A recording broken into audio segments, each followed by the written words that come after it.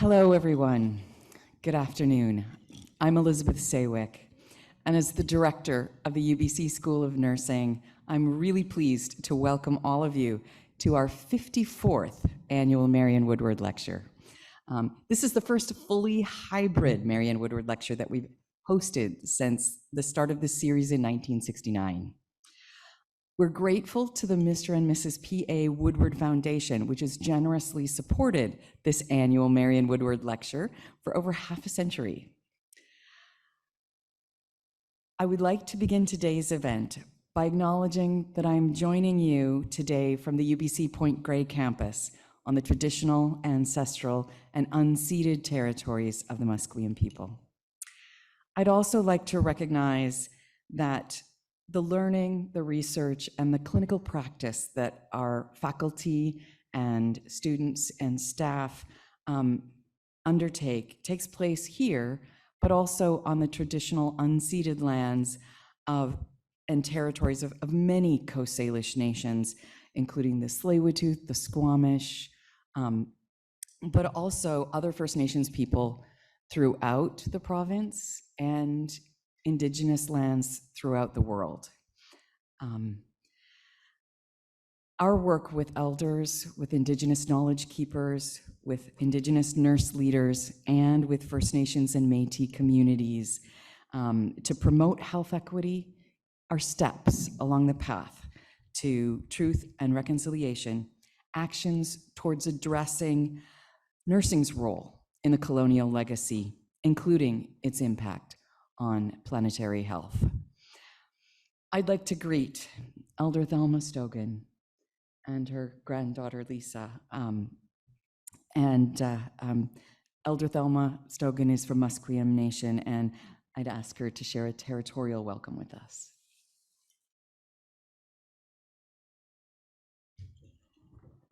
I'm pretty short. Thank you. Good afternoon, everybody. My ancestral name is Rachliw. My English name is Thelma Stogan. I was born and raised in Musqueam territory down at St. Paul Hospital.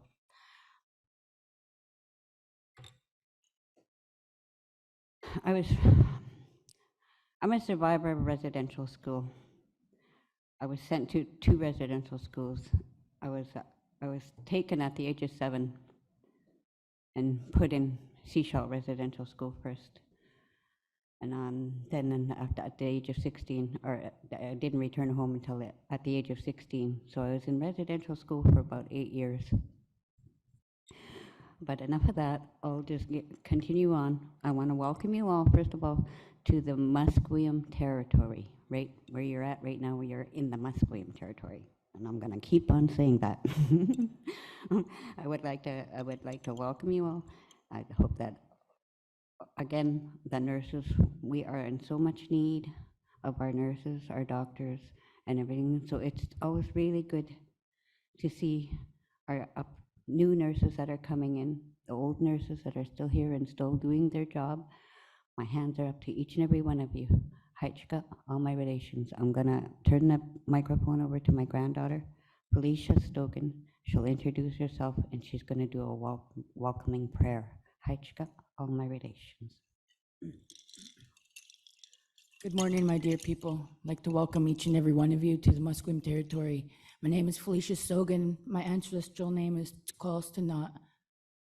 It's good to see all of you here today. I'd like to welcome you here. I'm going to sing a song. It's the Musqueam paddle song. Just help you flow with the rest of your day and help you re-energize your mind, uplift your hearts, uplift your spirits. Haichka siyam nasyaya, haitzat pewith.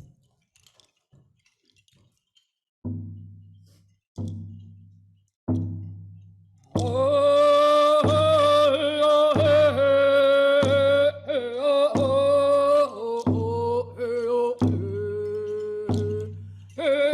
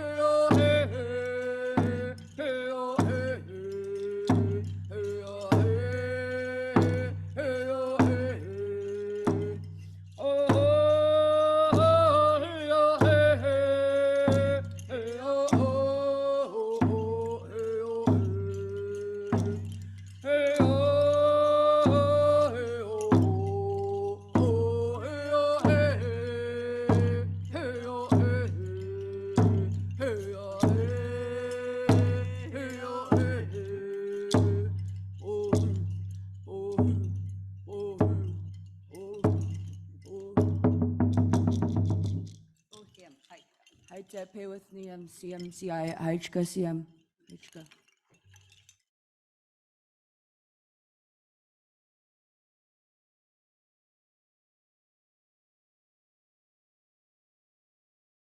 Thank you so much, Elder Thelma and Felicia, for your welcome. Now I would like to invite my colleague, Dr. Emily Jenkins, who is a Michael Smith Scholar and Associate Professor in our School of Nursing, and a member of the Scholarship of Teaching and Research Committee, to provide the introduction to this year's keynote speaker.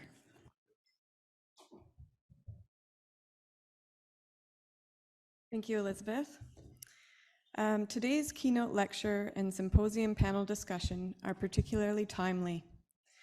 Across North America, we are living with unprecedented climate events.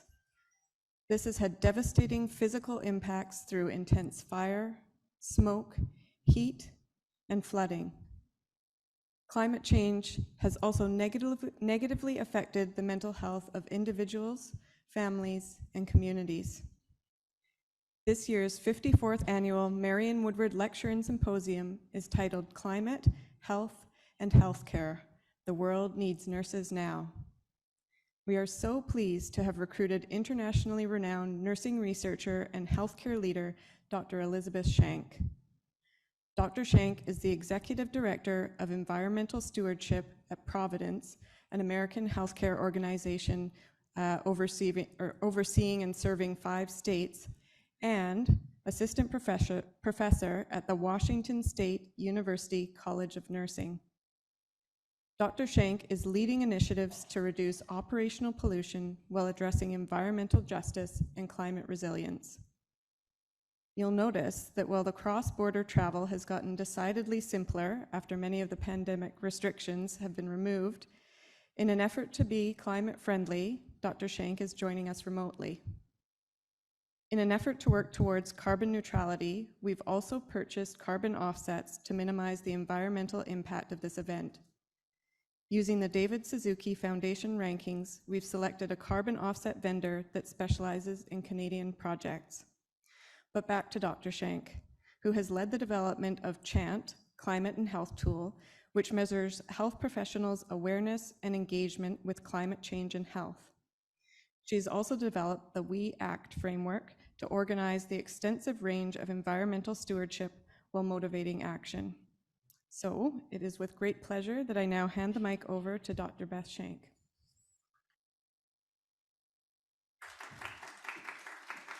Thank you so much, Dr. Jenkins, and it's my pleasure to be with you all today. I would love to be there in person, but I totally support this reasoning of not traveling.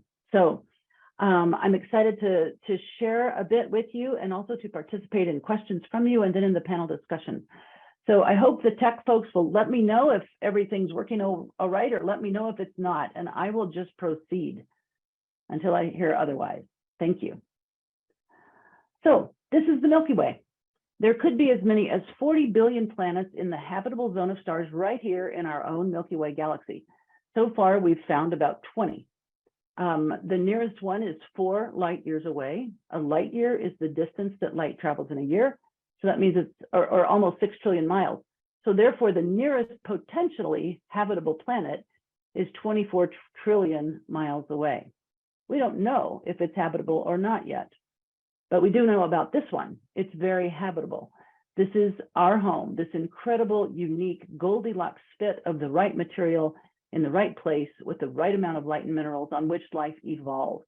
There may be another 24 trillion miles away, but we have this one right here. And what a place it is, our unique and marvelous home, one with such complexity and marvel that we are constantly discovering, one that is precious, filled with incredible life from the smallest cell to the largest complex, trees, forests, animals, humans. It is filled with abundance and so much opportunity for human thriving. We know a lot already about how to live equitably and sustainably on our precious planet. We have many technologies for solutions. We have a vision for sustainable agriculture and others. We have a yearning for justice and equity. Living well and healthfully on a healthy planet is possible. This is the basic science of global warming, and you all know about this. This has been understood by scientists since the 1800s. Energy from the sun comes to Earth in the form of light. That energy is absorbed by the Earth and warms it. Some of that energy is re-radiated from the Earth in the form of heat, and some of that outgoing heat is trapped by the atmosphere, which is a good thing because it has kept our planet stable for a long time. But now we have been thickening the atmosphere by filling it with heat-trapping gases. More heat energy is trapped, and it is warming our planet at an unprecedented rate. There are many sources of human-caused global warming pollution, from agriculture practices, forest burning, transportation, and many other factors. But the main source and cause of the rising global temperatures we're seeing today is the burning of fossil fuels. Now, these two animated slides are from the Climate Reality Project. So that is a great resource if any of you have time to take it. It is Al Gore's original work, and it's now available free online in a synchronous learning style. It's really worth it. So this group of photographs are things that are now familiar to us, unfortunately. We know that we have significant pollution. We know that we're seeing more smoke and fires. We're seeing novel entities, that's the plastic bottles. And we know now that those are found not only in soil and water and air, but as of a year ago, found in our blood, and in the last couple of months, found in breast milk. So we are exposed now to novel entities that are not meant for human cells from day one. We also know that these circumstances cause various health impacts. I'll be talking a little bit about that, but I'm really mostly talking about opportunities for solutions today. So we've just gone through the very basics of a wonderful planet, but one in peril. And so I sometimes want people to take a deep breath about now, because sometimes this material is upsetting and or irritating. It's hard to say.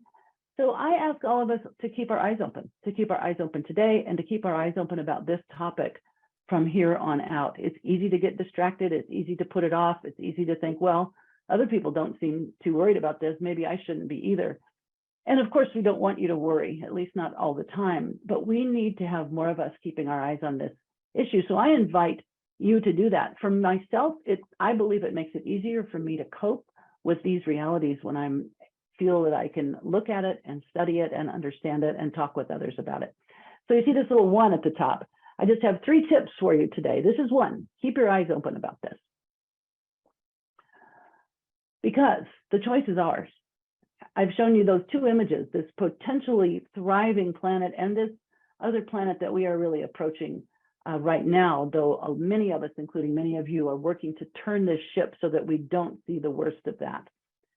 And I believe that we can get out of this predicament. I believe that we have the knowledge and skill to get out of this predicament, that we can turn this ship, that we can dial down our use of fossil fuels until we turn them off. It's possible. So therefore, I'm optimistic. I also know that it's not guaranteed. And I believe that what makes that more likely is if we choose to address it and if we act. In fact, I think that those of us who are alive right now, the adults who are alive right now, it's kind of in our lap. We didn't want that. We didn't invite it. We didn't cause it. Nonetheless, that's where we are in time. And so it's our opportunity to help this world today and also the future. All right, so now I'm going to talk a little bit about health and healthcare. So you know that climate change is a medical emergency, and I'll talk a little bit about this. Like I said, I'm not going into great detail on the health impacts today. These are scenes of smoke and fire in our part of the world, California, Oregon, Washington, and I know that in British Columbia you've experienced much the same and still are. I understand a lot of smoke on the coast even today. So smoke, but fires cause billions of dollars of damage, loss of homes, loss of lives. And then smoke, even if it's not near fire, blankets the entire continent and causes both short-term and long-term health problems. We know about this. We know that particular populations are vulnerable, and we know that all of us are impacted by the inflammatory processes. So this is a new constant health issue, at least in the Western continent. Another big one that you've seen also and are seeing even right now with our unseasonably warm October is heat. So some of these slides are from the 2021 heat dome in the Northwest that I know you experienced. And in Portland, Oregon, we saw 116 degrees Fahrenheit, and in Seattle, 108 degrees. Much of the Northwest was over 100. And homes and buildings are just not really built for that. In fact, we knew that our emergency rooms were full from the Canadian border down to the Oregon border right during a peak of the pandemic. It was just incredible what so many people were going through, including our facilities. One of our hospitals in Portland, Oregon, for instance, south-facing, large building, south-facing side, the door jambs and window frames worked in the heat. And this is because these buildings were designed for different climatic conditions, but our climatic conditions are changing. And so this is something that we're reckoning with in my line of work. How do we prepare our buildings, and how do we prepare the people in terms of our work in the communities along the lines of environmental justice and reaching those populations that are most at risk? And we know that it doesn't impact us all equitably. Communities of color, older adults, lower income communities, children, people living with poverty or homelessness are all more vulnerable to these health risks, less protected. And this violates our sense of justice and fairness as a profession and in our health system as well. So, is change possible? It's a little bit of a rhetorical question. We know that people do want change until we ask them, do you want to change? And that's a lot harder. We know that. And sometimes we just hope that it goes away. We just hope that it magically happens. This is all too common, isn't it? But I just have a few examples of things that have changed. I will point out, and this ages me a little bit, when I was in nursing school, people could still smoke in their rooms in hospitals. I remember people with burn marks where their oxygen cannula was. So that's a whole lot different now. We won't tolerate that. We've completely changed our mentality on that. Another thing that I recall from my early days, we kind of thought when people came to the hospital, they were likely to get sicker, likely to get an infection. They were sick to begin with. The hospital had a lot of germs. Boy, has that changed. We have no tolerance for that. We have entire teams that work on this constantly, and it's made a big difference, and we know that. Here's a problem today that we deal with. We have all those novel entities I told you about, the chemicals in plastics, for example, many other sources, and we use an abundance of them in healthcare, way too many, and they're often single-use, short-lived. So what will the future look like someday when it looks back and says, wow, they were crazy using all that stuff? Well, we don't really know yet, do we? But we're moving toward, we hope, more plastic-free, more bio-based plastics, different alternatives in terms of the chemistry, and also a more circular economy so we can keep less, using less in terms of single-use devices. This is one that really drives my work. This is heartbreaking to me that, and these are US examples, but that healthcare itself is making people sick. Now, we've known that through healthcare acquired conditions, but now through our pollution, it's better understood. And it doesn't have to be that way. We know that we're already building hospitals and health centers and others that do not pollute and that are still meeting our social needs as well, being equitable and affordable, et cetera. So we know that's possible. This too, so this is work that was in the US for quality back in the chasing the quality chasm in the late 90s, really trying to turn around the healthcare acquired harm, which they estimated and still do at almost 100,000 deaths per year. Well, in 2016, a study came out of Yale that said that from the harm just from healthcare generated pollution is of the same order of magnitude.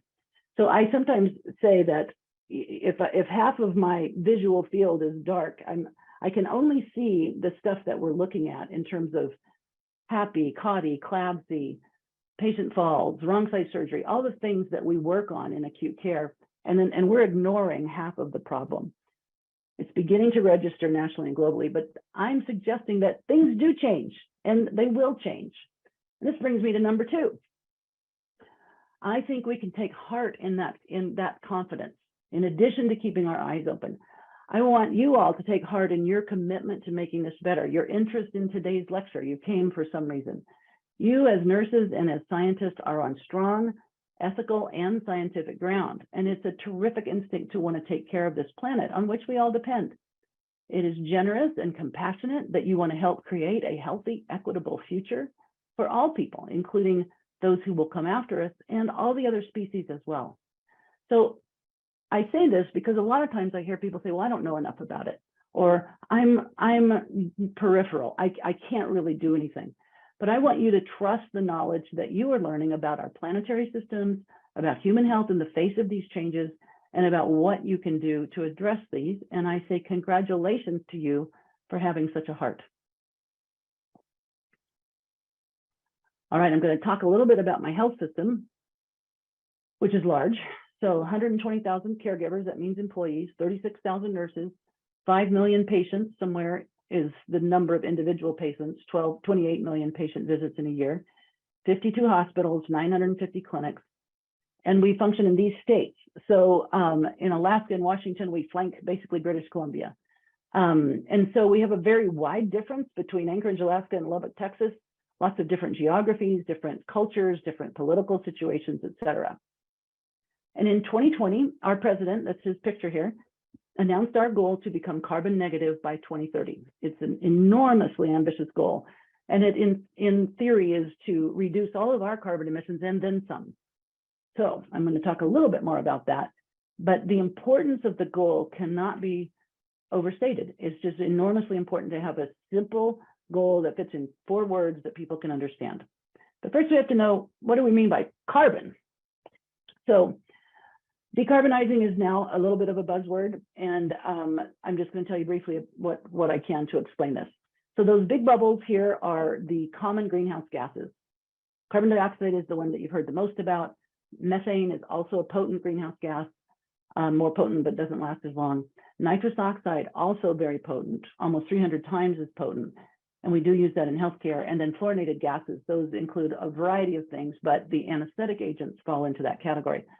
So rather than talk about all greenhouse gases in these different bubbles, the globe has converted them to a carbon dioxide equivalent. So that E there is for carbon dioxide equivalent.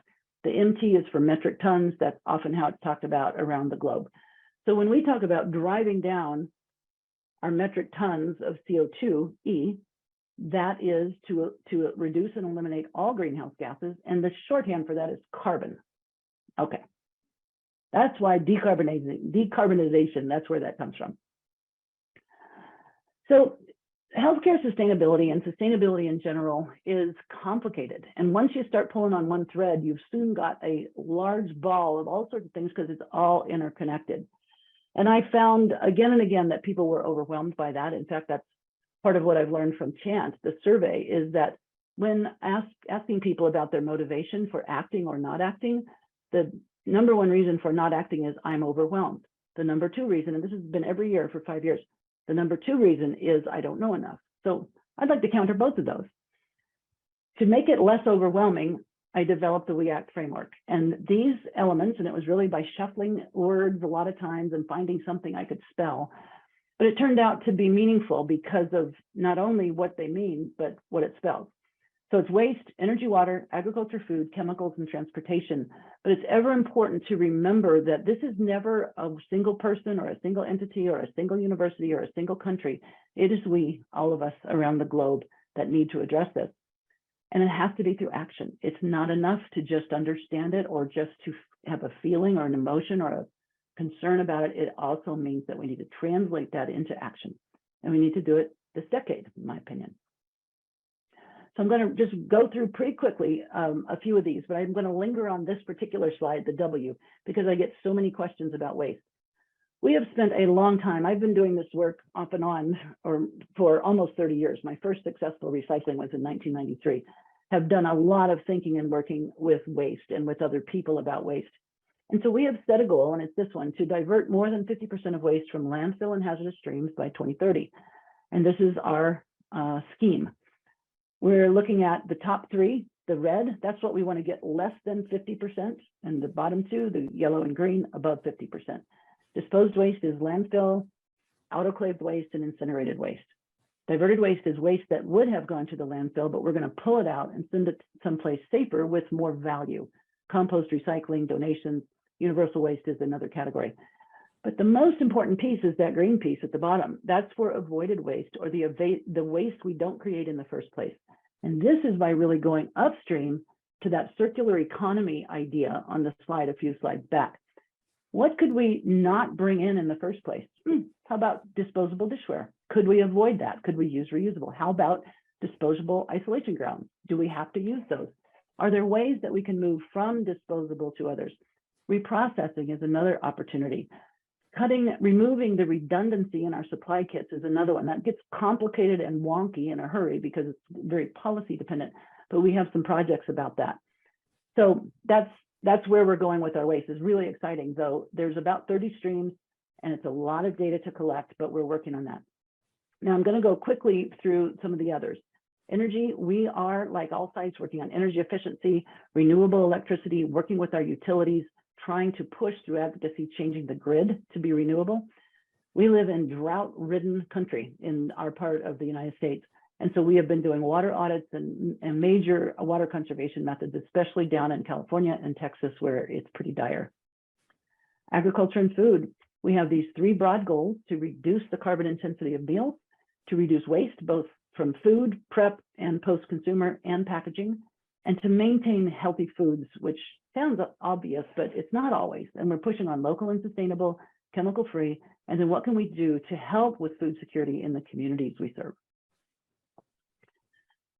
For the chemicals, our focus on climate is through these 2 on the left, the anesthetic agents I mentioned and nitrous oxide, and we've done lots and lots of work to reduce both throughout our entire organization. We also continue to work on chemicals of concern.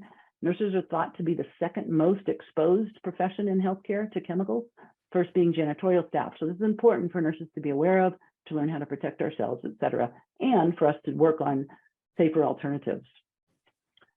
And the T, we work on travel from all sides. We are really looking forward to and anxious for, in a way, the electrical vehicle transition. We're working right now on policies for EV charging. How are we going to do that? How are we going to be equitable about it, et cetera? So lots to do on that front. This work is incredibly data-driven. If we want to be able to tell the story sensibly, like we are making this much progress, it cost us this much money, and here are our results, we have to measure. And we know that as nurses, we're used to measuring things.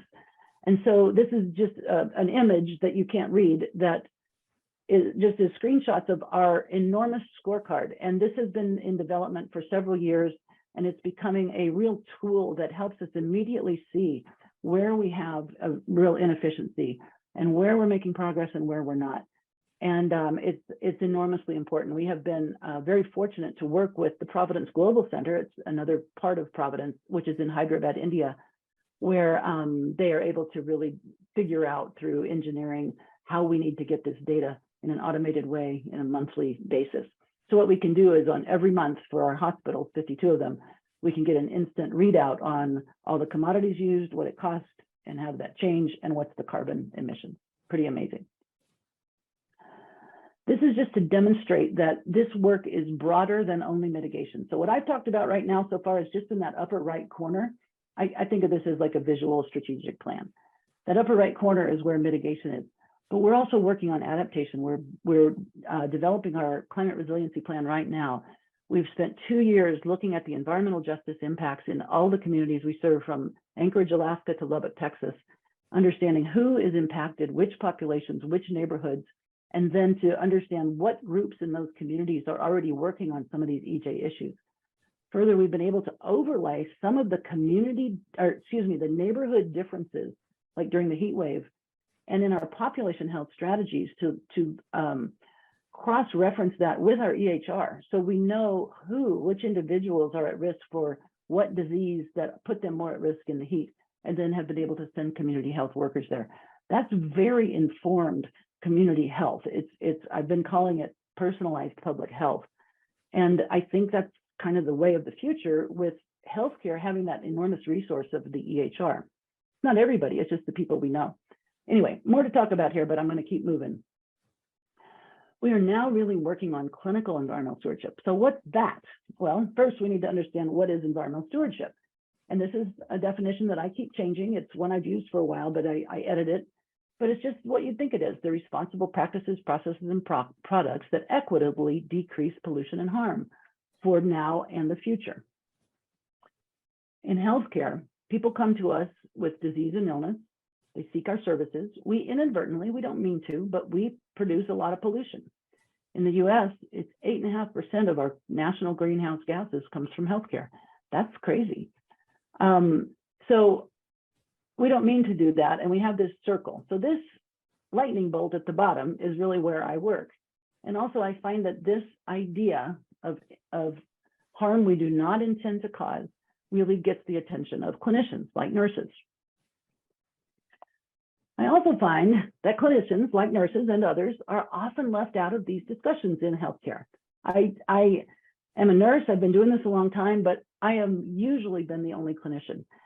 We're really trying to change that for this reason. Out of our 120,000 employees, about 90,000 are clinicians. Whether they're licensed or registered, most are, you know, all the disciplines, but also many are just working at that point. They're unlicensed or administrative staff, but still working with patients. So if clinicians are rarely involved in these discussions, and yet clinicians are the ones making the decisions, we need to include clinicians. And most of healthcare is about clinical care delivery. You know, you sometimes may not think so, but that's the bulk of it. You know, if we see 5 million patients a year, that's really where our focus is. So we're really trying to change this. And this is a fairly small group of us right now, but we have a solid leadership support from our clinical leaders, which is exciting. So we're in the early stages, but we're making some progress. So it's just a lot of words here, but I just want to give you an idea of how this relates to clinical care. For mitigation, it's kind of obvious. It's all that we act stuff. And you know that there's lots of ways that all clinicians can influence that, to each of those categories. Adaptation is more, how do we need to change the way we deliver care? It is the buildings, but what does a clinician need to know? A clinician needs to understand the pathophysiology of heat on different diseases, needs to know how to teach about that, needs to know how to protect medication efficacy in terms of teaching in our case, but pharmacists need to know how to manage those medications. So there's lots of things happening that we need to be able to respond to keep patients and families safe. And then advocacy, the powerful voice of the clinician. And this is advocacy both internally for leadership and externally out in the world. We're starting this year with 3 focus areas. One is literacy, because all this stuff we're talking about right now, a lot of people don't know. They don't know these connections and don't think about it in this way. And then our waste optimization strategy, since we're already doing that, and then clinical supply optimization. This is an example of that avoided waste. So at one of our hospitals in Oregon, one of our leading anesthesiologists and an IT specialist, information technology specialist, looked at all of the surgeon preference cards for all the supplies that are opened every time there's a case. And then they compared it to the electronic health record to see what was actually used. And of course, it was a fraction of what was opened and therefore wasted. So they went through and worked with the surgeons and really developed this plan. It was a lot of work, but it was well worth it. And it was a good demonstration. And that saved about $1.5 million per year at that one hospital. So we are scaling that up. And the estimates right now for our health system, just for the ORs, is $45 million a year in savings. So we can't turn that down, obviously. And that then is a great story to remind people about, hey, let's not bring this stuff in that we don't need to in the first place. But it's not easy and it's not instant, and it takes data and it takes thought and planning. All right, now nurses. Why? Well, we have this enormous crisis, environmental crisis and equity crisis, and time is short. We have an urgency about this. Nurses have answers. I really believe this. 60% of global healthcare is nurses or nursing. There's almost 30 million nurses around the world and almost 4 million in the United States. And I don't know off the top of my head for Canada. They're present throughout. We're present throughout. Most healthcare situations has a nurse involved. We're most trusted. We have this professional obligation. We're skilled at systems and we're ability to make changes. We're effective. That's what we are. So I'm going to tell you about the please part of the We Act Please framework. You've heard the We Act, but I think these elements are necessary. I think they're key, and I'm going to go pretty quickly because I am limited with my time. The P is for professional obligation. These 2 statements are from the U.S. American Nurses Association scope and standards of practice, but I imagine the Canadian Professional Organization has something similar. And two of them apply, in my opinion, to environmental care. Resource stewardship, that's what we're talking about. We want to use less fossil fuel, less products, less food waste, et cetera. And then also that we practice in a manner that advances environmental safety and health. A lot of times the environment, the definition of the environment has been basically anything outside of the patient. Or in our typical thinking in a public health lens about the social determinants of health, it is the built environment and sometimes neighborhoods. I think we need to think now about planetary health. Planetary health brings in these other very broad global changes like climate change and like biodiversity loss and like the disruption of metabolism due to exposures to plastics from birth to death. So those don't really fit into our way of thinking until recently, but I believe Standard 18 here captures that, environmental safety and health. The L is for leadership. So this is formal leadership who's leading a charge. It's influencers. All of you are influencers. And I think it would be a great thing to just spend an hour talking about how do we effectively influence others in ways that are inviting and not off-putting and energizing. And through advocacy. So there's a picture of me there at the bottom. I just had the chance a month ago to speak to Congress, the US Congress, about preparing US healthcare infrastructure for climate change on a panel of 5 people. Just an example. The E is, first E is for education. You all are getting some education today. You have formal education through your program, but we learn all through our careers, and we need to keep that up in front of people, this topic. Accountability, this one is really hard. We do it a lot in healthcare, but we also see how it sneaks through the cracks and things fall apart. So this is a matter, I think, of keeping our eye on the ball with data, with reporting, with seeing how we're doing, with tracking progress, and also weaving it into other measures of success and other aspects of care. For instance, we are more and more moving toward efficiency, energy efficiency, for example, and waste as a part of job descriptions. It's what managers need to do. It's not just an add-on because somebody is concerned about the environment and they ask them, hey, could you be more efficient? Nope, it's part of the way we do business. The S is for science, and I would not have thought we needed an S because it was obvious that nursing and the health professions are evidence-based. But we are living in a time of disinformation, and so it's a reminder of us that we can safely rely on high-quality evidence, and we need to. In fact, we're obligated to, and we need to tell people about it and be able to provide the base. We also, I ask us to contribute to a body of knowledge as a researcher, and I know that many of you are researchers, that we can contribute and continue to learn.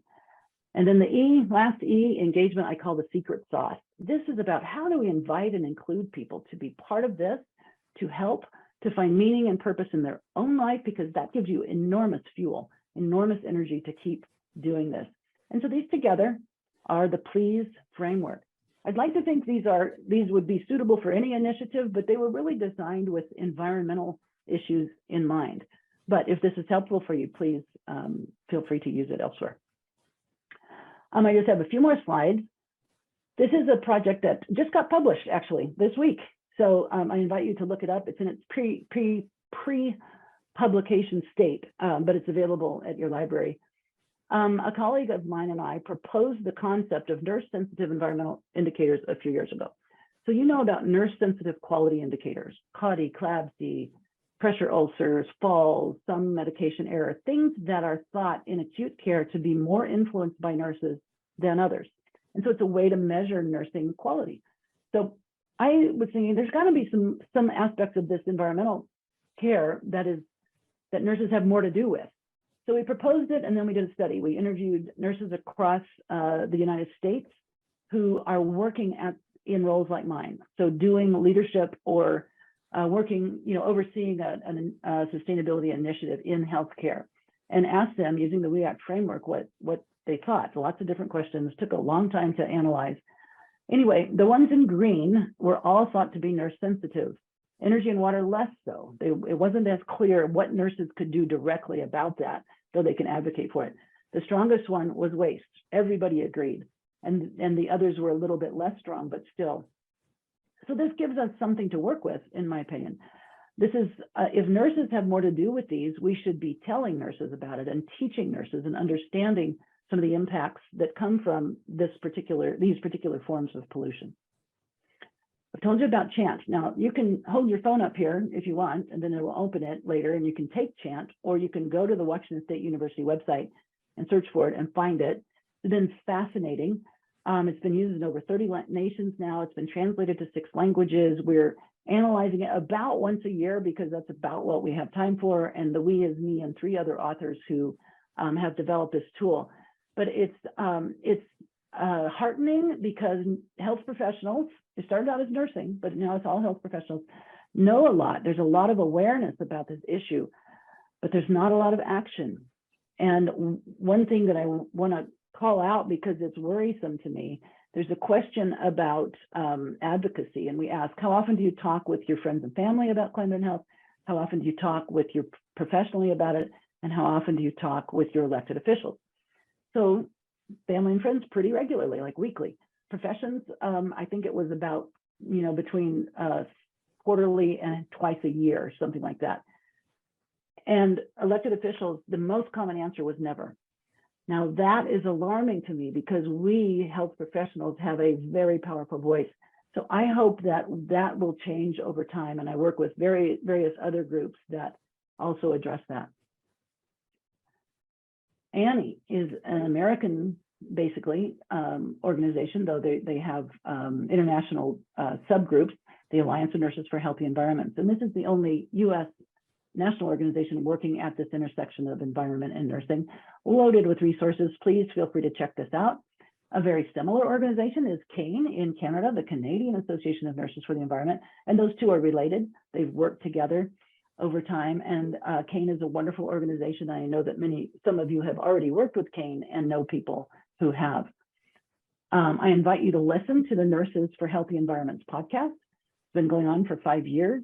Recently, we've been working on some series, and right now we're doing a series on the School of Nursing commitment, and that is related to the Nurses Climate Challenge. And so there's a lot to learn there. There's some fabulous faculty who are involved. And I'll just tell you that since I've been interviewing people for almost 5 years, though I haven't been doing these series, it's astonishing and so heartening to talk to nurses around the world who are like me, and like many of you who are really care about this, have found ways to work in this space, are doing remarkable things in terms of research and education and advocacy and practice. So I find it, really fun. It just feels really good to be meeting these people. Nurses Drawdown is another idea that came out of the University of Minnesota, and they took Project Drawdown, which is an international program to identify those issues in climate mitigation that are going to be the most effective. And so Nurses Drawdown shows 5 actions. You can check this out online as well. And it's just another way in. So that brings us to number 3 of my 3 things for you today. So with our eyes open and taking heart in what we know, in the power of our knowledge and of our convictions, we can act. So we can make changes. So that top left corner is that we can do mitigation work in our homes, in our families, with our friends and family, and in our workplaces. Because as much as we are concerned about climate change, and what I want to say is we still have to get the carbon down. We just have to. Mitigation isn't everything, but it's a big piece that we really need to do. So if all of us can be champions for that, for driving down carbon emissions, and then we can talk about this with friends and family, because to normalize this discussion is important. It's still political, for no good reason, and it still is. So as nurses and as health professionals, we can help that make more sense to more people. And then we can make this choice. That's not the only piece, that it's just a simple decision. It's regular action, committed and sustained action toward that image on the right, the healthy future. And we do that together as we act. Because it really is the only one we've got for trillions of miles, through billions of years of evolution, trillions of life forms, including almost 8 billion humans today and all who will come tomorrow. It is up to us who are alive right now, we adults, to push through this time of transition, this decade particularly, to set a better course, and we can do it. Thank you.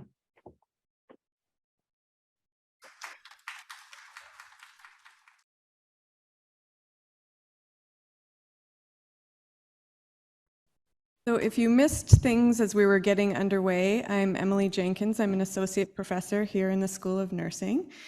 So excited to welcome you to the 2022 Marion Woodward Lecture Symposium on this important topic of climate and health. It's a topic that kind of burst on the scene, and with each passing year, unfortunately, it seems more and more relevant. My personal interest in the topic grew out of my work with young people. My team was working with youth in the area of mental health, and rather unexpectedly, I must admit, the topic of climate kept coming up. Young people sharing with us their feelings of fear, of betrayal, these existential crises surrounding their existence and its impact on the health of our planet. It was very powerful and certainly caught our interest. Fast forward a couple of years and we find ourselves living in the midst of the COVID-19 pandemic. But that's not all. Climate crises continue to show that this issue is not abating, pandemic or not. Here in BC, we've recently lived through unprecedented seasons of wildfires, atmospheric rivers, floods, and now drought. The impact on the health of our populations is palpable, and like other health issues, impacts some more than others, bringing issues of equity into the mix. To better understand how climate crises are impacting population mental health, our team added a question to our national COVID-19 mental health monitoring survey, and the results were shocking. Nationally, 36% of the population endorsed worry about the compounding effects of climate crises alongside the COVID-19 pandemic. Here in BC, that number rose to 48%, nearly half of our population. And so I'm so pleased to be here today and have the opportunity to engage in dialogue about this critical issue and to consider how, as nurses, as a healthcare community, we can work individually and collectively to bring the issue of climate, health, and justice to the forefront of our work. And with that, I'd like to introduce our fabulous panel for the Marion Woodward Lecture Symposium. We're joined obviously by our keynote speaker, Dr. Elizabeth Shenk, virtually, as well as some of our very own UBC faculty, trainees, and alumni who've been spearheading work on this topic. Netanya Abibi, who's joining us virtually, as well as Zachary Daly and Raluca Radu. I'm going to take a seat over here with everybody else.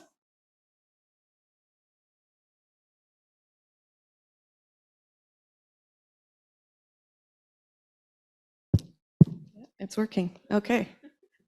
That's a first, technology that works. So to start us off, you're each doing really interesting work in this area. I would say spearheading some projects, some initiatives that are helping to move the field forward.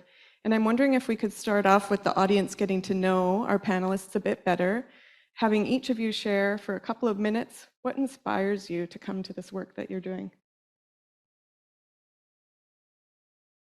Okay, hello? Hi, just making sure. We tested this earlier. Good afternoon, everyone. It's really great to be here, and hello to our online audience. Thank you for allowing me to be a part of this. So in 2019, while I was doing my master's studies here at this incredible university with all these incredible people who I'm surrounded by, I've embarked on doing my master's project on climate change and health education specific to nursing. Because I've noticed there was rather a lack of that as a resource in Canada, at least. And so I wanted to kind of change that. And after that, it just kind of launched me into wanting to get more immersed in the field, into joining a lot of committees locally and globally, and getting to know nurses who were working on the same thing that I started really growing a passion for. And I've been really, really fortunate just kind of looking at the last 2 years of having worked here at UBC as a lecturer and being a part of the Nursing 290 Health Impacts of Climate Change course, which is a course that's taught to non-nursing students. But a lot of the people who are actually joining that elective actually end up applying to our BSM program. So it's really, really good to see that those future nurses would have had the primer on this. And so I think my motivation just stems from, I don't think there's a more important issue to work on than the health of the environment and safeguarding the only home we have. Because I really believe that when we safeguard the health of our environment, we safeguard human health. And so there's that reciprocal relationship that is there, and it's inevitable, like you working towards ensuring that's there and promoting health for all. It just keeps me fueled every day. And the more I see the circle of nurses growing who are actually working on this, the more inspired I get to keep doing the work, because I know in the end it's going to be worth it. So, yeah. Thank you. It's inspiring, isn't it? So Raluca, I'm always so impressed by how you've kind of taken hold of this issue and are really providing leadership in this space for students who will become those who are working in positions to create change moving forward. Zach, maybe since you're here in person with us, I'll pass to you next. Yeah, thank you. And thank you. I agree with everything you've said. I think in some way, I always struggle with this question. People say, oh, why do you come to this work? Because it seems almost self-evident to me. And I don't mean that sort of in a flippant way, but it just seems hard to imagine not being engaged or at this work. My particular focus, I'm a registered nurse. My practice has primarily been in child and adolescent mental health. So that's sort of the focus I'm taking. But yeah, it just seems like such a key area to look at that impacts all of our well-being. So how could we not look at this? Sorry, I was just going to say, if you move the mic a little closer, then we make sure. There. Oh, much better. Okay, thanks, Zach. Natanya, maybe I can pass along to you virtually. Hey, hi, everyone. I guess for me, so when I was in grad school over the past 2 or 3 years, I was a TA for a course at UBC called The Health Impacts of Climate Change. And in that course, I helped develop a lecture on the mental health impacts of climate change, because my background as a nurse is in mental health and public health. And sort of similar to what you were saying, Emily, about, sort of hearing what youth are saying about their concerns, I noticed a lot of students in the class were kind of like, okay, this is great, but you're painting a dystopian nightmare. Like, what am I supposed to do with this? This is really overwhelming. This sucks. And so I sort of was thinking about, how do I get people youth and specifically to engage in this work and really work through what we call earth emotions, right? Their eco-anxiety, their ecological grief, and that sort of thing. And I ended up creating a 30-minute documentary that explores the mental health impacts of climate change with a specific focus on what we call earth emotions. And the whole purpose of the documentary is that, people can watch it, but then there's an accompanying toolkit that actually goes through reflective exercises. It's sort of meant to help them reflect on what they're seeing, so that hopefully it enacts behavioral change. And so, my story is really similar to Zach. It's kind of you're like, why haven't I been engaging? This is so integral. And I'm really thankful that I actually was a TA for this course, because like Luca was saying, she's really championing that. So yeah, that's how I started getting started in this field. Thanks so much, Natanya. I'm sure her reference to the materials that she's developed have probably piqued your interest, and so make sure to check those out. They're housed on the UBC website, and feel free to use them in some of the work that you do, and to get excited about what's happening here in the School of Nursing. Dr. Shenk, I will pass over to you if that works. Sure. Well, I wondered the same thing. Why do I care so much about this, and why has it been this way for a long time? I don't know, honestly, except for the obvious reasons that there's this enormous problem. But it started when I was a kid, really. And so I think it's just been a long relationship with the planet that has brought me solace. And so then when I saw what was happening as I grew up, as I became an adult, and learned more as a nurse about the health impacts, and saw it getting worse, I remember a feeling of, I don't have enough time to work on this. I was always distracted by, like being an ICU nurse and being other things. And I made this commitment in 2004. It was on a trip, actually. And I made this kind of a deal with the universe, which will sound kind of strange, but I knew that I wanted to work more directly on environmental care in some way. I also knew that I already had this, about a decade of experience as a nurse, and that was valuable to kind of make these connections in healthcare. And so I just said, I will follow your lead, saying to something in the universe. And it's astonishing what that did. It really opened up all sorts of doors before I knew it. I didn't really realize that had happened. I didn't realize my life was changing under my feet until about 5 years later, when all sorts of things had changed, including beginning my doctoral work and really saying no to things that weren't focused on environmental care. So it has just led to a deeper commitment and engagement and more fun and more opportunity for feeling productive and effective. And I'm very, very grateful for that. Thank you. All right, well, I think we'll move on to another question, and that is, I'm sure we can all agree that climate and health is an important topic, and yet it can feel really overwhelming. What are the challenges, do you think, that nurses face in coming to this work, and how do you think we can overcome the paralysis that can set in for some? That's a really big question.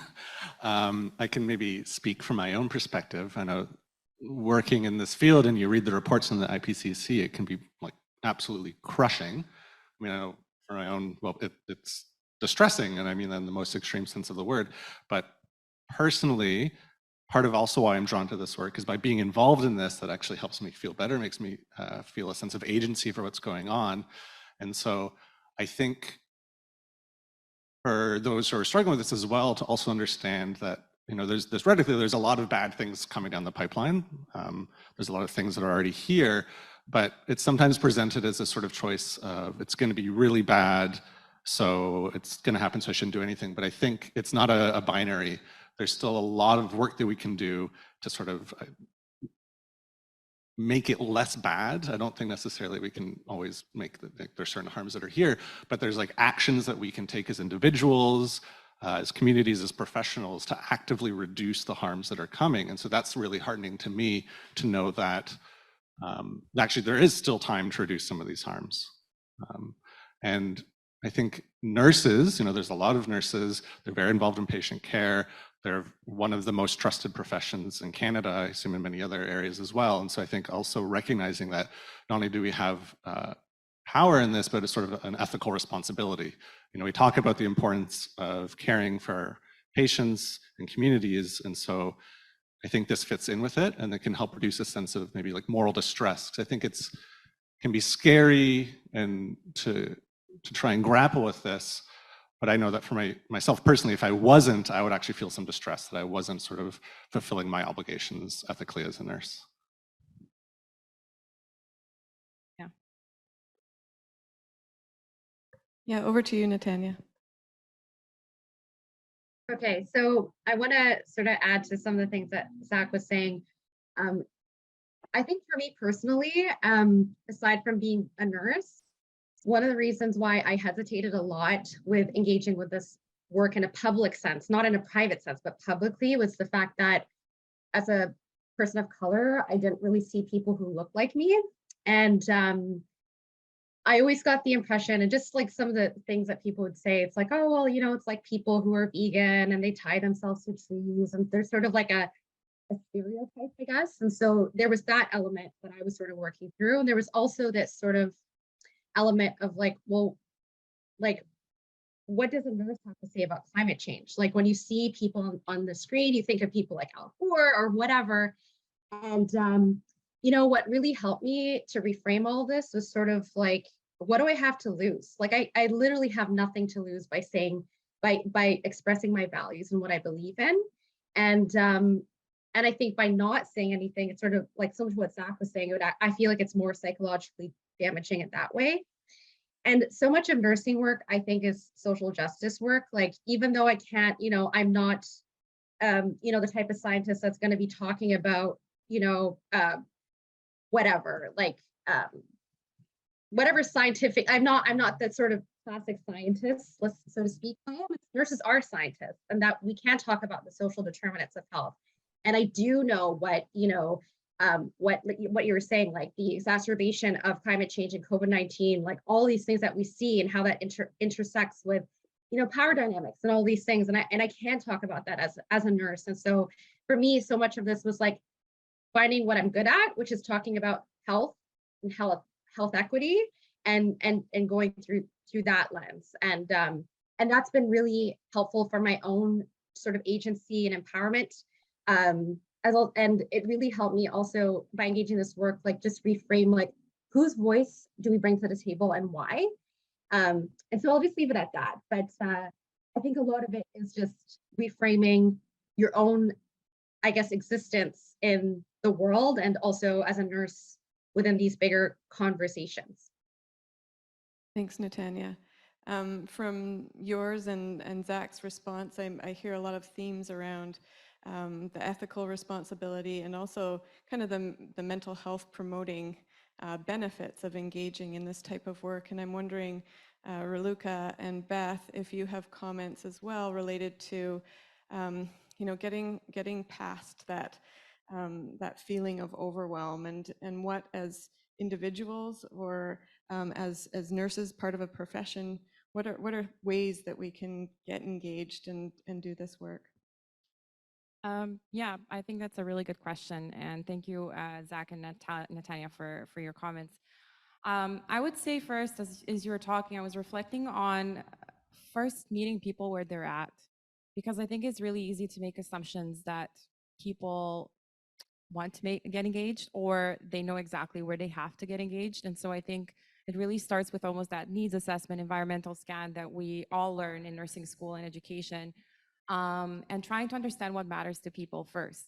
Then I think that's a great platform to start from, because after that, you can find where people's values are and you can find meaningful ways to get those people engaged in things that actually resonate with them.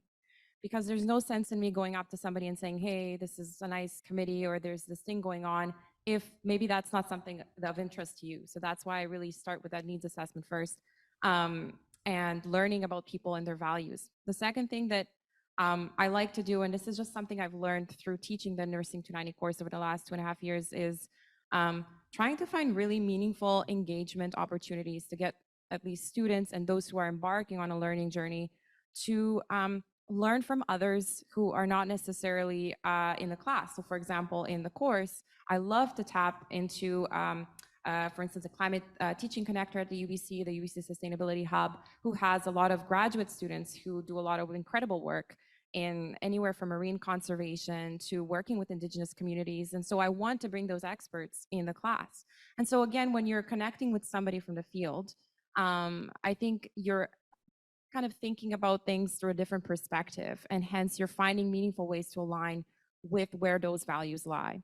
And so I think what I've learned over the years is that if you find that group of people who's working on a specific issue that really sticks out for you, once you embark on that, as you were saying earlier, Zach, I don't know what happens, but automatically the sense that you're actually getting involved, you're suddenly kind of overcoming that sense of doom that typically you'll have before actually getting engaged in action. And I just want to preface that this work is really critical to be at an interprofessional level. Like as nurses, I'm really, really asking everyone to think through this in an interdisciplinary collaborative way, because we cannot do this work on our own. We have to step outside our profession and we have to get comfortable working with biologists, veterinarians, people who are doing conservation, because we have much to learn from each other. So that's just a piece of advice. Dr. Shenk.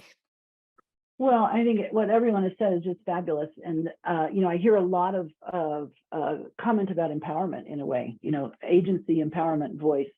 And I think that is really both challenging sometimes when people don't feel that sort of confidence, and also deeply satisfying, because then you're speaking your truth.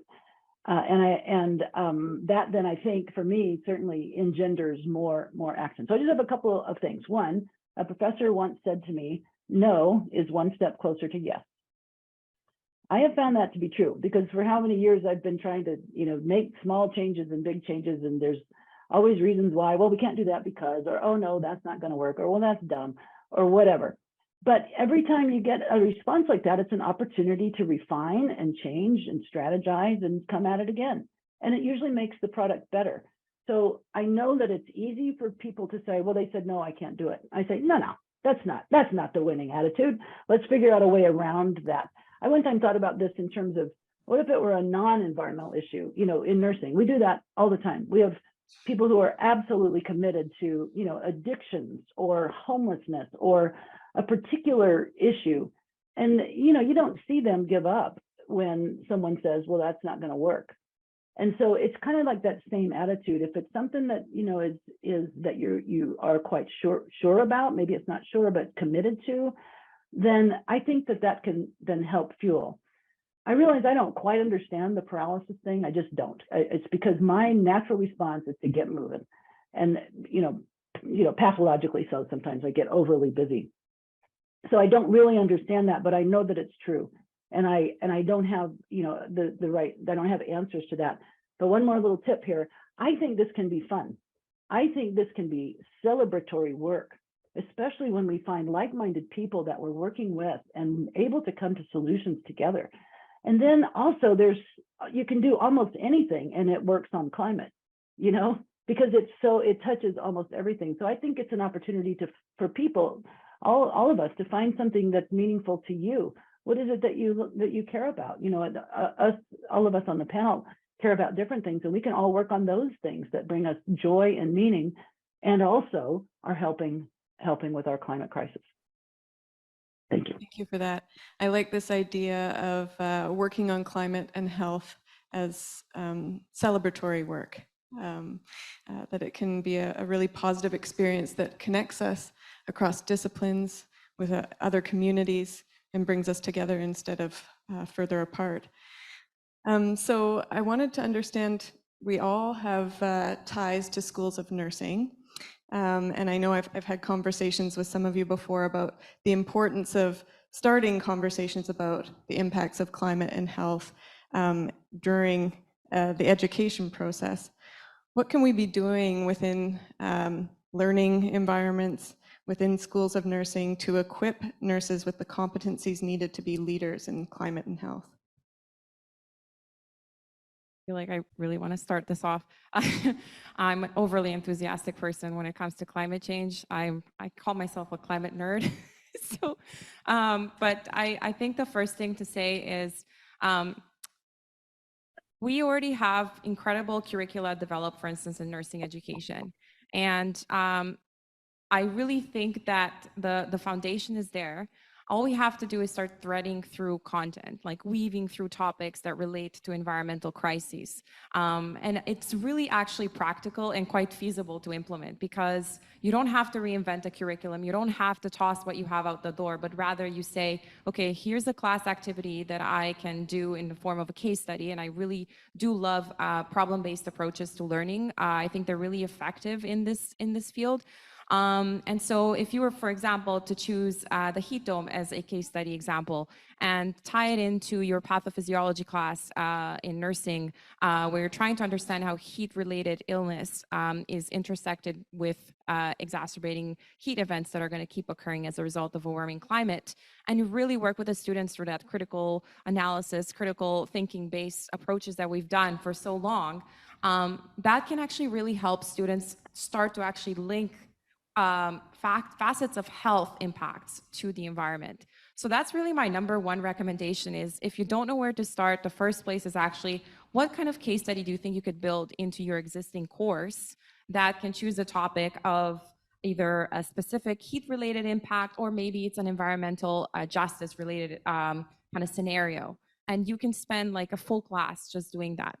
And then the second thing I would say is that I think it's really the moral obligation of every School of Nursing, I'm going to speak to Canada at least, to have these competencies developed that align with, as Dr. Shenk had mentioned in her presentation, with a planetary health approach and lens. And to that, I have to give thanks to really dear colleagues of mine, such as Dr. Barb Astle, who's at Trinity Western, for instance, who's been an instrumental part of developing the planetary health education framework.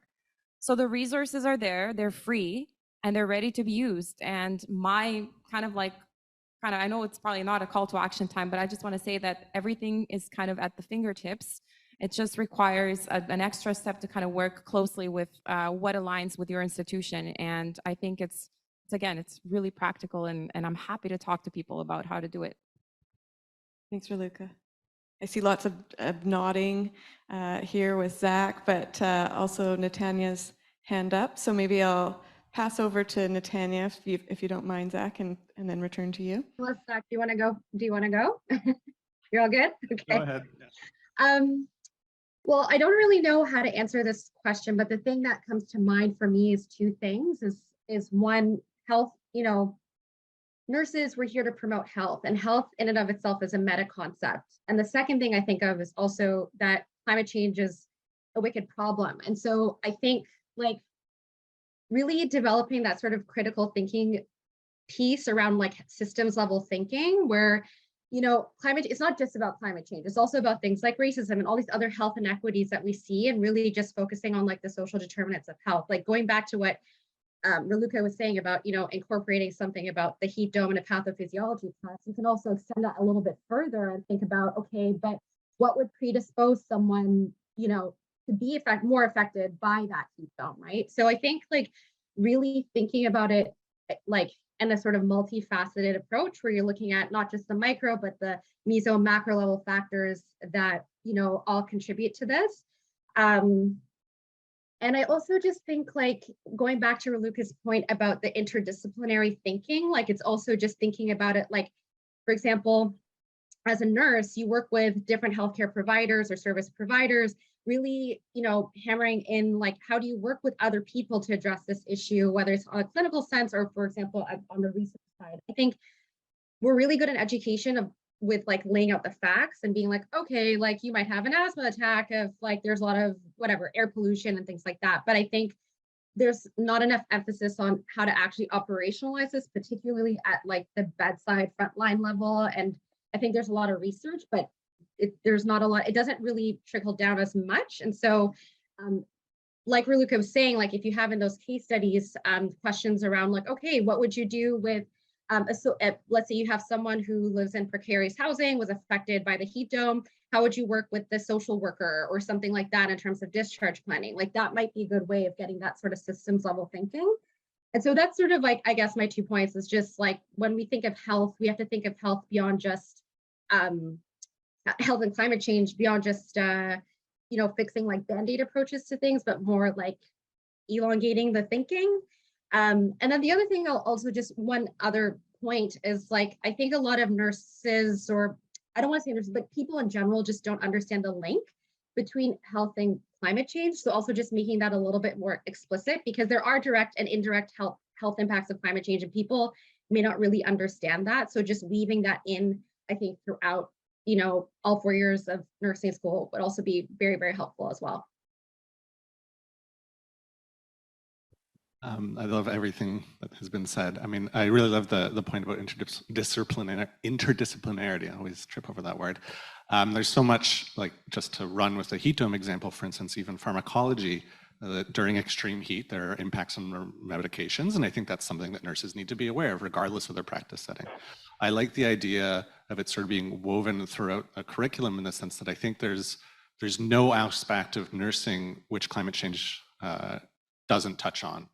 I don't think it's something that should be sort of siloed, like, oh, this is the climate change nursing, and then there's all the other stuff. It's rather that it's such an overarching threat to health that I think every aspect of nursing will be impacted by this, every aspect of healthcare. So I really like the idea of it sort of being woven throughout. What I would love to see, and this is sort of going beyond at the School of Nursing level per se, but that looking at knowledge about climate change, environmental stewardship being a core competency. If we think of what we expect nurses to have knowledge about as like an entry to practice requirement, I think that this is going to be such a major issue across all practice settings that I would love to see the regulatory bodies in BC and in other areas actually create a core competency for climate change. Dr. Shenk, did you have a response for this question? I totally amplify what everyone has said. I particularly weaving throughout because it can't be put in a silo. I think an analogy is infection prevention. We teach infection prevention throughout. It's not like an extra course. I mean, for detail it is, but that's just a part of how we do practice. And so I think there's that could be instructive. The other thing I'd just like to bring up is research. You know, for our doctoral students across the globe, this, I think we definitely need more findings. I mean, I know this in practice. We are constantly, you know, we use our own data to analyze and assess best practices. We need more of this that we can compare, from products to the ways we make decisions to policies that are effective or not. And I'm talking about mitigation in acute care right now, very specific, but you know, that's an enormous world. And so I love the idea, and I know that there's not a lot of funding for it, but really to expand the research portfolio for environmentally appropriate nursing care. Thank you. Thank you. Perhaps I can continue on with you and put you on the spot, because I think you're particularly well positioned to get us going with the next question I have, and that is, how can we engage clinical leadership in taking action on climate and health? So you mean at a practice site like a hospital? I do. Okay. I think sometimes there are structures that exist, like for instance, shared governance, or whatever the aspect of governance is, where policy decisions are made and purchasing decisions are made.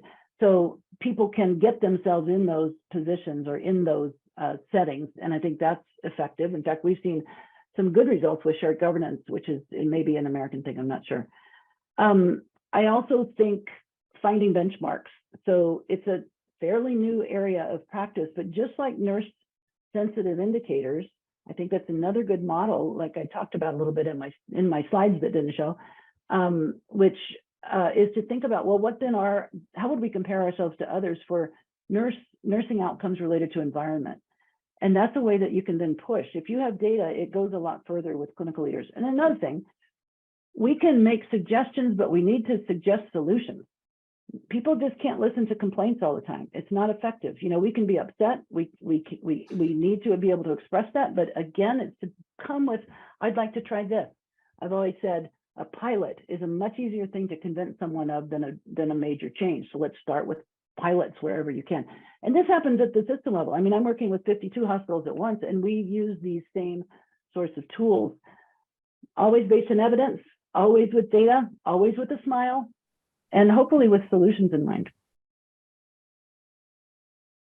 Others that want to respond to this question? Yeah, I think those are really fantastic starting points. I would also add that I would encourage every nurse out there who's at the clinical interface to ask, or to try to look up your organization's strategic plan and ask, is there a climate change specific initiative or action embedded within that strategic plan? If so, what does it entail? What are the commitments made? And what kind of health professionals are part of that? Or does anything align with what you as a nurse would be doing in respect with working with that organization? And if there's no such language, then I would say push back, reach out to the executive board and try to meet with them to ask them about their commitments, and to ask them about, you know, they would consider consultations with health professionals who are really helping to run the place at the end of the day. Because I really think that, I've always said this before, I've said it in my MSN, and I keep saying it, it's like my philosophy, bring your chair to tables even if you are not invited. You have to be a disruptor of the status quo, because this is serious. This is our life. This is making sure that if you want a planet to live on, you have to bring that chair to that table, even if you're not invited. And sometimes it really does mean you're going to step out of your comfort zone to do that. And you're going to do that together with those people who share your values as well. I really do believe nurses can do this, because nurses have done this for so many years on so many other aspects. We're really champions of so many topics, and clearly we have been, I think I've seen this somewhere written as the unsung heroes of the pandemic. And, you know, I mean, we're seen in the media as heroes, or we're seen in certain ways that portray us as angels, which I don't necessarily agree with, because I think that doesn't necessarily acknowledge the wealth of walking expertise that every single nurse has. And so I would say start with a strategic plan, And second, for instance, here in BC Green Care, for anybody who's not familiar with them, a fantastic group of people who actually support nurses in clinical settings to form green teams, provide funding on small little projects and pilots, and then help nurses actually collect data on the unit and then share that with the province. So there's so many ways to get involved. And all it takes is one, because if you have that one, you can have those followers that come along. So, yeah. Thank you. Your comments kind of took us into the terrain of policy. And so I wanted to switch gears a bit and ask the question, what are the policy relevant actions that are needed in order to support change? I know you have some thoughts on this. Colleagues first, I want to make sure, I don't want to, what are your thoughts? I mean, once again, lots of very big questions today, which I love. I think there's lots of different ways that we can tackle this issue. I think as nurses, you know, what we're used to when we're having like a patient interaction, we will modulate how we're approaching the language, the knowledge that we're sharing based upon where people are at. So I think it's important to meet people where we're at. So if you think of policy changes, I think it's really helpful to understand what's motivating various other stakeholders and understand that even if it, like maybe the language of climate change isn't always a thing. I was struck, Dr. Shenk, you talked about at one hospital site, they saved $1.5 million just by looking at the OR equipment. And so I think we have to understand like what are other stakeholders' priorities and speak their language that may be financial otherwise, which I think nurses are good at doing. In terms of specific policy things I would love, as I said, I would love to see there to be a core competency in climate change. I would love, and I don't know if this is policy or a call to action, but the Canadian Nurses Association, I think if you want to find climate change in our code of ethics, you can find it there, but it's certainly not there by name. I would love to see that change, because I think that would really shift if it was explicitly named and called out in our code of ethics as something that nurses have to, or obligated to be concerned about. I think that'd be very powerful. And I also want to I love the idea of policy, because I think one of the sense of overwhelm is this idea that like, oh, I can't solve this by myself, which is like, if you feel that way, you're correct. You're not going to solve this by yourself. But so by looking at policy, I think that we can really actually get the big issues, because I think it can be really easy to get stuck in individual action in this space, which is not to say that individual action isn't critical, but that we're not going to necessarily individual action our way out of some of these issues. Yeah, I think I just wanted to add that I also, when I was very fortunate when I was doing my master's to do a practicum with the Association of Nurses and Nurse Practitioners of BC. And I identified that there was no position statement or policy paper at that time on climate change. And so again, it's if you identify there's a gap in your practice or in an organization, I think the easiest way to do is either you ask if you can, in my case at least, I said, hey, I think I would love to offer to lead the development of this, which it's one of my proudest moments to see that as an actual standing position statement now. But I also think, again, I've done this a lot of collaboration with nurses and at least the nurse leaders at NPBC, and again, asking them what's important to them and what would be something that would align with their organization. And of course, I think that it's important to get more nurses in political activities, like not being afraid to run to join a council or not being afraid to apply for a position. Now there's a ton of positions opening up in climate change and health with the Ministry of BC, who's committed to ensuring climate change is at the top of their priorities with respect to the healthcare system, and not being afraid to run to become a political leader, because again, why not? I mean, you come with a wealth of experience having worked with the public in their most vulnerable times. And I think that, nurses really have an incredible opportunity to actually contribute to a long-term change that can actually be sustainable. And so this directly aligns with committing to climate action. I would comment just a moment of, I think policy is great in that if possible, you can affect more change, obviously, but also I think it's important to figure out what are the levels where you are. So different approaches may be necessary. So for instance, on a nursing unit, it may not be a policy, it may be something else, a guideline, an instruction sheet, or whatever. That's great. For instance, for linen use or something like that, that may not be an entire policy. Unlike for national organizations or even global organizations, to have clarity of language that then people, many people, millions of people can read is terrific. But I think that the levers that we use vary. And so sometimes it really is policy that leads to a lot of change. Other times it's stuff like TikTok. I mean, who'd have thought that, you know? I don't do it personally, but that's another opportunity for change. So I think we want to keep our eyes open and not necessarily be too stuck in the structures if we can. Tanya, I just want to invite you to speak if you have something here. Otherwise, I'm happy to pose another question. Well, I agree with what everyone was saying. I think so much of, like, when I think of policy, what comes to my mind is sort of like policies are usually in reaction to a problem that, I hate to use the word problematize, but it's like, it's how we frame the problem and how we frame the solution. And so the only thing I would say, and I don't think this is really answering the question, but it's just like really paying attention to language and going back to what Zach was saying about, you know, you might have antagonistic stakeholders, right? When you're trying to push a policy, and it's really understanding like, what is the language that we're using and why, and what are we trying to get across?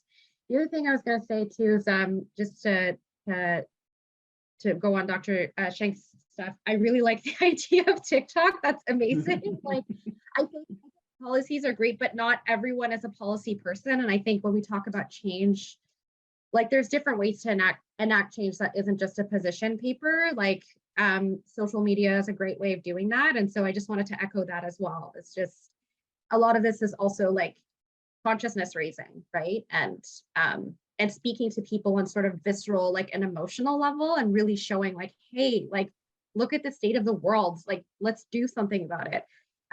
Whereas sometimes I find with policy stuff, it could be, unless you're a policy nerd, it could be very alienating and cerebral. And so meeting people where they're at, I think, is also very important. Thank you. I think I am maybe a bit of a policy nerd, but really appreciate your comments on the topic, Natanya, and kind of bringing it back to the real world and how change can be created, and it can be so powerful when it's informed by those on the ground. So appreciate your thoughts on that. So I wanted to close out this part of the session today by providing an opportunity for each of you to comment on your calls to action. We've heard that term brought up by a couple of you so far, wanting to kind of jump on that. But what are your calls to action? What do you think we need to do as nurses to make progress on this issue? We could mix things up. We could start with our virtual panelists on this one, if that works.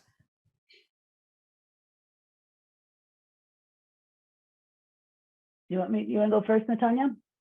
Sure. I don't want to call it a call to action, but more like a call to inspiration.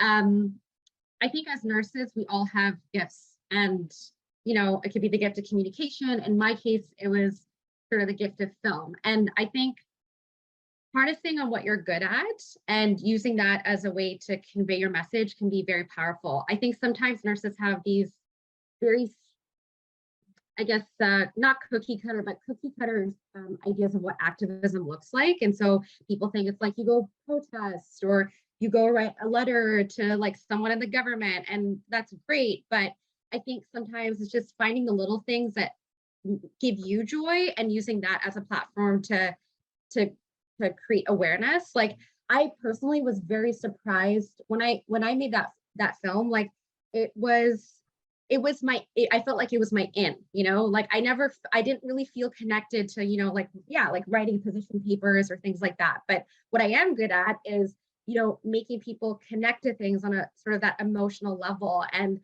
really talking about the things that matter to me, which is mental health. And so finding the things you're good at and just starting there, I think, is a great way to start. The other thing I will say as a call to action is just really like finding finding people who think like you, because it could be a very you could feel very alone, especially as a nurse, being like, I don't feel super comfortable talking about this thing. Like there's that sort of imposter syndrome of feeling like, do I have the authority to speak about these things? But then when you engage with other nurses, you feel really empowered and reinvigorated to be like, okay, like, no, this is, I can speak about these things and I feel good to speak up about these things. And so I know they're not called, they're typical calls to action, but it's more calls to inspiration to be like, anybody can engage in this work. And if you're passionate about it, go for it. Thank you. That's wonderful. Thank you, Natanya. I think I'll go with the three things I said in my talk about keeping our eyes open. And I think what Natanya just said is all helpful to be able to do that. So partly it's learning, partly it's actually seeking other information, partly it's reading and experiencing the hard stuff that's happening and working through your own response. For me, sometimes that's grief, or sometimes it's fear, or worry. Sometimes it's deep curiosity. What on earth? How are we going to get out of this?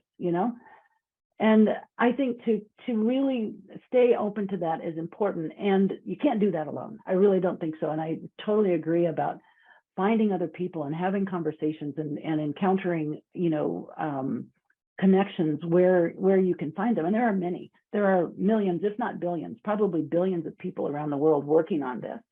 It sometimes doesn't get all the attention, but there's a lot of ways to interact, I think.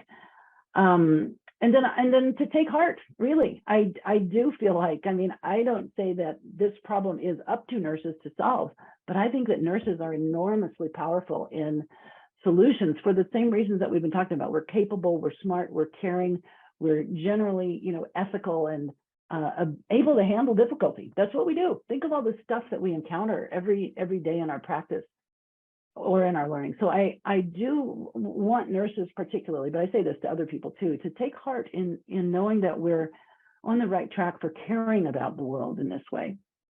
And then it's acting. It's just like exercise. You got to do it every day. We got to get in the habit of really continuing to do what we can. And it's not to be confused that we can solve this alone. That's just not true. Never is the case.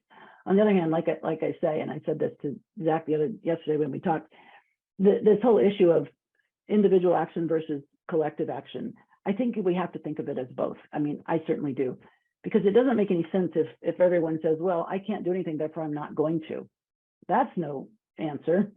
On the other hand, it's wrong to think that if everybody would just behave, we can solve this problem, because these are systemic problems. They're deep into our economies and our politics and our language and our cultures. And so it is changing all of that from within it, which is hard to do. But I do think that action in whatever direction it is that you're inspired to do, every day if possible, take some days off. But for the most part, we need to keep acting. Thank you. Thank you. Into the real-time room. So I have a few sort of more concrete and the ones sort of more abstract.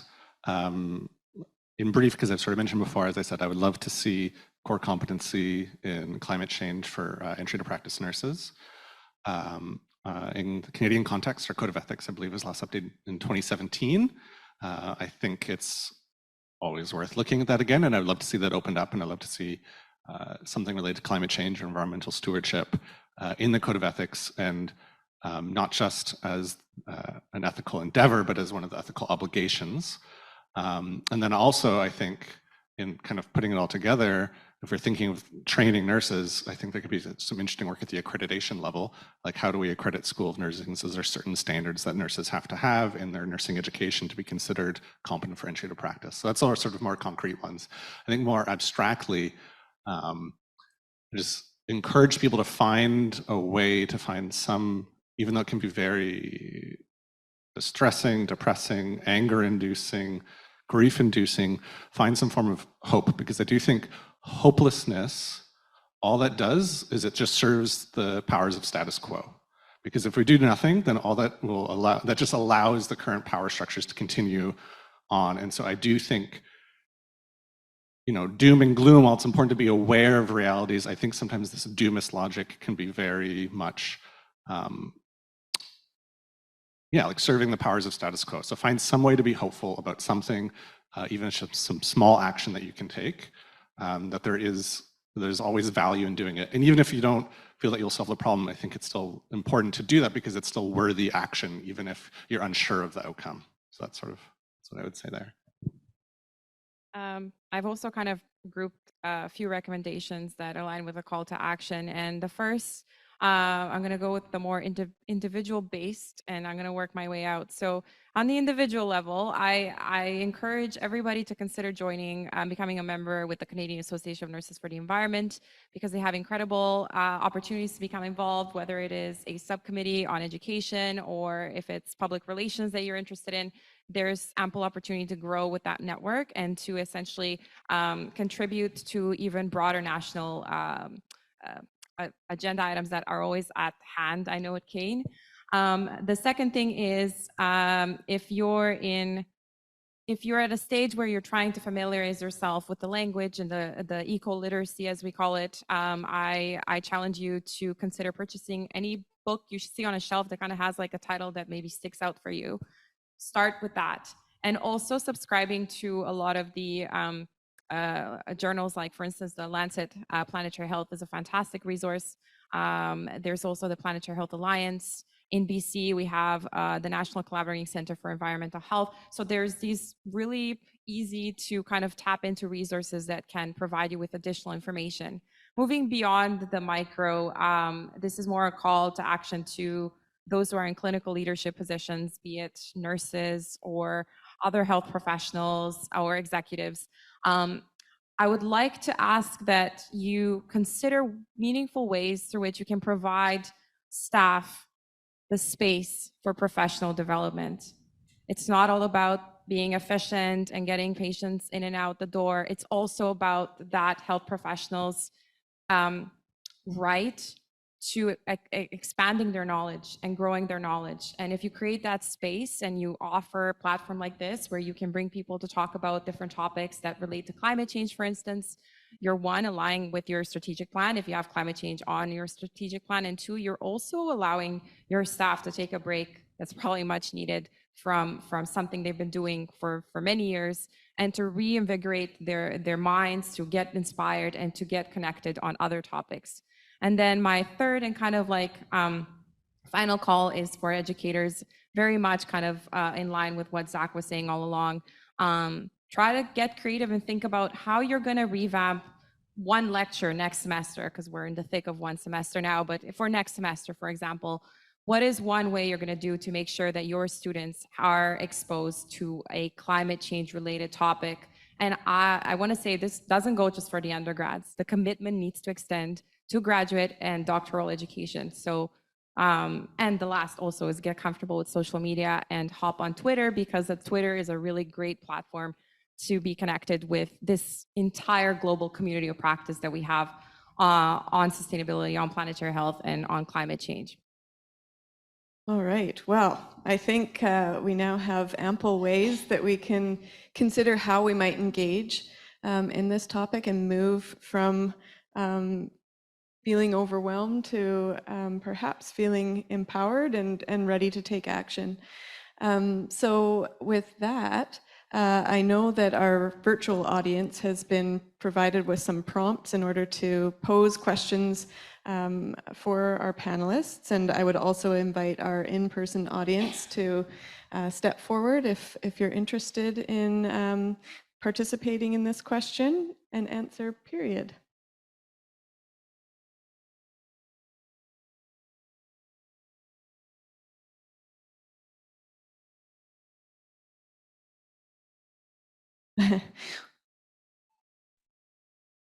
Can I just say, I'm so sorry that happened.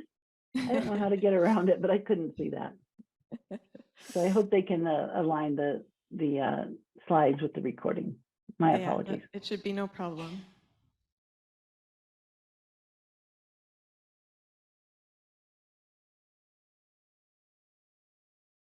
Okay, great. So Natanya, we're being asked if you could provide some further information about the video product that you created and also where people could find it. Sure. I guess if you just YouTube climate change and my name, it should pop up on the on YouTube, and then in the YouTube description, there's a link to the toolkit. And yeah, so basically the way the documentary works is that it actually features students who have previously taken the Nursing 290 Health Impacts of Climate Change class at UBC, in addition to health experts, Ruluka actually being one of them. And it goes through a series of earth emotions. So it goes through eco-paralysis, eco-anxiety, and ecological grief. And then it sort of ends off with some tips that you can deal with to sort of address those emotions. And then following that, you work through the toolkit. So if you just Google my name and climate change and mental health, you should find it on YouTube. Thank you. I believe it's also posted on the School of Nursing's website. So head on over there and you should be able to find that. And come next week, you should be able to find this full presentation along with the slides. I don't see anything currently online in terms of questions, so I'm going to ask if anybody in the room has questions, and I know Dr. Wendy Hall's in the audience and has a question for us.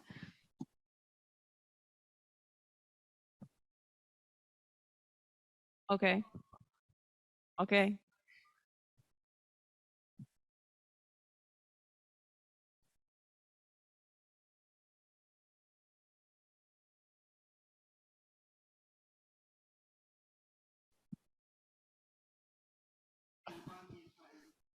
When I came to Canada, I wasn't able to find. Oh, I'm just going to repeat the comment so that those of you who are joining online can hear. So Dr. Hall is pointing out that Dr. Lim has kind of taken on the topic of climate and health as part of her role with Doctors of BC. And so Wendy has proposed that Raluca kind of take the seat as our inaugural nursing voice on the topic for nurses here in BC. yeah, no, thank you for that. And I always appreciate it. I've learned so much from you. I'm so grateful that I was able to be one of your students when I was an MSN student. I will definitely take you up on that because I've been kind of increasing and stepping out of my comfort zone, just engaging with the media and learning how to engage with media. And, you know, I'm excited about the opportunities that I have when people invite me to like talk to them about a commentary they want to put together, because I really think we need more nurses in the formal media channels where we are often not present at conversations that often are not led by people who represent us and our needs. And so thank you for that. I will take your word for it. Thank you. Any other questions or comments in the room? Yes.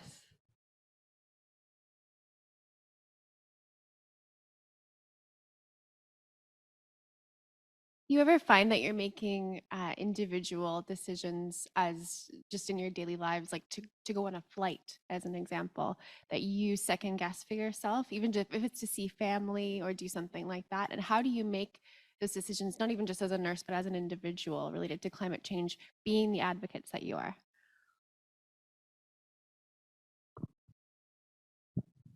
Could our virtual panel members hear that question? Yes, it's a great question. Okay, perfect. Just making sure, so I won't bother repeating it. A really good question. And I like it because it, at least for me, like it brings even a sense of discomfort, even hearing the question. And I think I have two comments, maybe three. One is, in general, I know this is like a truism, not letting the perfect be the enemy of the good. I think that they're sort of, and this goes for healthcare as well, we're trying to design the perfect healthcare intervention, the perfect policy response, the perfect curriculum. And I think we can get caught in sort of this perfection trap, which then, and that's problematic, because if you're trying to do that and then say you don't achieve that, then I think then you say, oh, well, I didn't do this, so it doesn't matter, so I'm not going to care about it at all. So I think don't let the enemy, or don't be the perfect be the enemy of the good. And then I think as well, understanding that I don't think like having like a litmus test is helpful. Like I think it's important to understand that we need to be acting in like an ethical way, but sort of we need to do it in a way that brings people into conversation, brings people into action.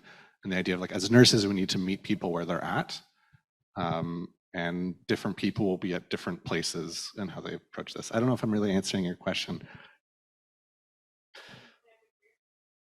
Oh, I struggle deeply.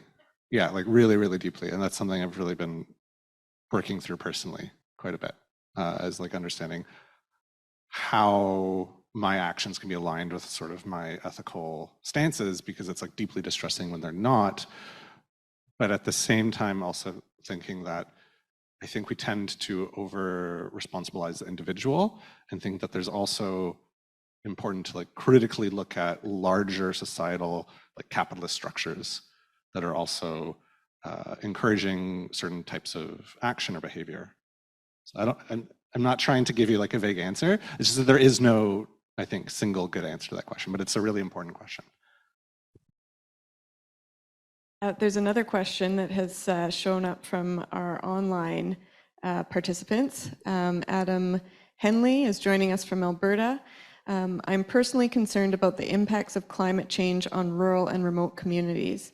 How can nurses lead prevention projects in these communities? So it all really depends on there's different groups, for instance, in different provinces who are working on these issues. So for instance, here at UBC, I know that the Center for Rural Health Research does a lot of community-based work with the community partners in specific BC-related communities that are impacted in different ways by climate change. And so I think that from a nursing perspective, of course, the benefit when you're at an academic institution, you're instantly exposed to like this information. And so if you're a student, especially now more than ever, there's a plethora of projects and opportunities to join in so many different capacities. But I think more efforts, and I appreciate your question, Adam, I think more efforts need to be done with the clinical nurses who would likely have, especially those who are in public health units, and would be willing to be deployed or to go to these remote communities and share their expertise from working in urban settings and joining community partners. I think that would be a really meaningful way to get nursing visibility present there. And I would add, this is Beth, first of all, 14 of our 52 hospitals are rural. And so those we are and they are also working on how do they help meet these needs, because a lot of times people who work in rural settings are more exposed. They're more outdoor workers sometimes. They have tougher weather sometimes. They have further distance to healthcare. So it's really important that healthcare and therefore nursing takes in mind those impacts as they hit people in rural sites differently. I would also say, because I live in Montana, which is mostly rural, I'm part of a group called Montana Health Professionals for a Healthy Climate. You can check that out online. And the focus really is, how do we reach people in rural areas, especially who are more politically conservative, don't necessarily see the world like we do, but they're close to the land and they're seeing the changes. So I think, once again, nurses who are very often, trusted and sort of non-dogmatic people are in really excellent positions to be of help, and there are ways in. Thank you. I think on that note, I'm going to just extend a warm appreciation. Thank you to our panelists. Thank you for joining us. Thank you to the audience for joining us virtually and in person today and bearing with us through our technical difficulties. Again, I invite you to access the presentation in its entirety online sometime next week through the School of Nursing website. And I guess that's it. So yeah, just a big thank you to you all. Thank you all.